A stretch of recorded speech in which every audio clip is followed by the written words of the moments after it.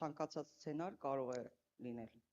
Ինձ թվում է ընդդիմությունը պատրաստ է բոլոր տեսակի պայքարների, իրենց այս գործելավոճը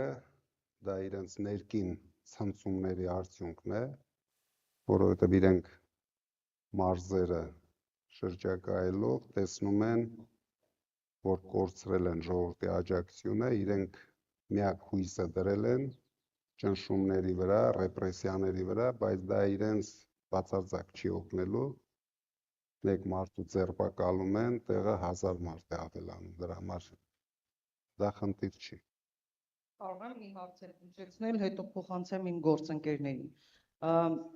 Դուք հանդիպումներից մեկի ժամանակ, հատկապես Արմար Վիրցիների հանդիպման ժամանակ, ասացիք, որ մի բացահայտում արեցիք, որ ամենածանր պայմաններն անցել եք եւ 5-րդ օրը ձեզ առավելագույն պայմաններն էին առաջարկում, մի քաղաքական հայտարարություն արա, որ քաղաքականություն չես մտնելու եւ ամեն ինչ լավ կլինի, այսինքն ձեզ ազատ կթողնեն։ Դա ոչ միայն 5-րդ օրն են, շարունակեք։ Ուզում եմ իմանալ, ինչ առաջարկ է եղել, բովանդակությունը հատկապես, ում կողմից է եղել, ինչ պայմաններով։ Դա եղել է բանտի խցի պայմաններում, առաջարկությունը արել են իմ Մոսկվայի ընկերների միջոցով, բայց նախքան այդ առաջարկությունը նույնիսկ մինչև ձերբակալելը, որ 1000 հոգով հարձակվել էին տան վրա, իրենք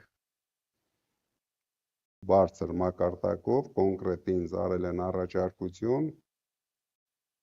որ գնամ սուրճ խմեմ մի տեղ, հայտարարեմ, որ եկեղեցուն չենք պաշտպանելու,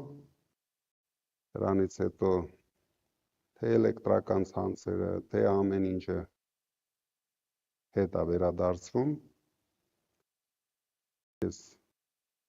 չեմ ընդունել առաջարկությունը եւ գնացել ենք առաջ։ Շնորհակալ եմ։